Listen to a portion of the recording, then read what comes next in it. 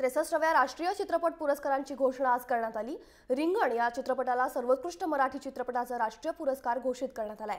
तर कट्यार काळजात घुसली हा मराठी चित्रपट राष्ट्रीय चित्रपटांच्या पसंतीस ठरलाय।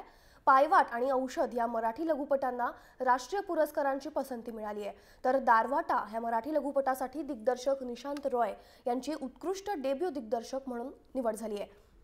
तर सैराट या मराठी चित्रपटासाठी रिंकू राजगुरू हिला उत्कृष्ट अभिनेत्रीचा विशेष पुरस्कार मिळालाय। तसेच दम लगा के हैशा या चित्रपटाला सर्वोत्कृष्ट हिंदी चित्रपट म्हणून घोषित करण्यात आले।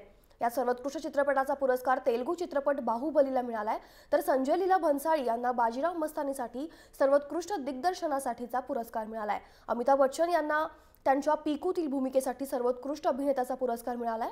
तर अभिनेत्री कंगना रणावत हिला तन्नू वेड्स मन्नू 2 यासाठी सर्वोत्कृष्ट अभिनेत्रीचा पुरस्कार मिळालाय। तिला दुसऱ्यांदा हा पुरस्कार मिळतोय। रेमो डिसूजा यांना पिंगा गाण्यासाठी best choreographer best jury award, कल्की कोचलिन विशाल भारद्वाज यांना बेस्ट स्क्रीन प्ले, तर सर्वोत्कृष्ट पार्श्वगायक महेश काळे यांना कट्यार काळजात घुसली साठी मिळालाय। इंदिरा गांधी अवॉर्ड बेस्ट दिग्दर्शक मसान, राष्ट्रीय पुरस्कारात 7 पुरस्काराचे बाजी मारली ती बाजीराव मस्तानी या चित्रपटाने।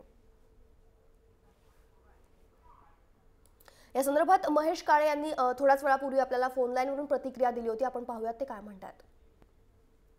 मला या बाबतीत असं सांगायचंय की एक तर हा आपल्या अभिजात संगीतात करता मिळालेला पुरस्कार आहे, महाराष्ट्राच्या परंपरेला, संगीत नाटकाच्या परंपरेला मिळालेला पुरस्कार आहे आणि तसाच तो नवीन पिढीला मिळालेला पुरस्कार आहे। कारण नवीन पिढीने ज्या पद्धतीने ह्या अभिजात संगीताला प्रतिसाद दिलेला आहे, तो प्रतिसाद जर मिळाला नसता तर कदाचित हा पुरस्कार माझ्यापर्यंत आला नसता। कुठे महेश, अजून एक प्रश्न असाच असेल की नॅशनल अवॉर्डकडे लक्ष होतं का? कारण सगळ्यांचं होतं, कारण आम्हाला खरंच वाटलेलं की कट्यारला म्युझिकसाठी मिळायलाच हवं होतं, शंकर याचा लॉयला मिळायला हवं होतं। काय सांगशील याबद्दल? अगदी खरं सांगायचं तर अभिषेकी बुवांनी आम्हाला आमच्यावरती जे संस्कार केले त्याच्यावरती त्यांनी सांगितलं होतं साधनेला साध्य माना। त्यामुळे कट्यार काळजात घुसली चित्रपटाची जेव्हा निर्मिती करत असताना आमचं फक्त लक्ष होतं की हे चित्रपट जास्तीत जास्त चांगलं कसं करता येईल।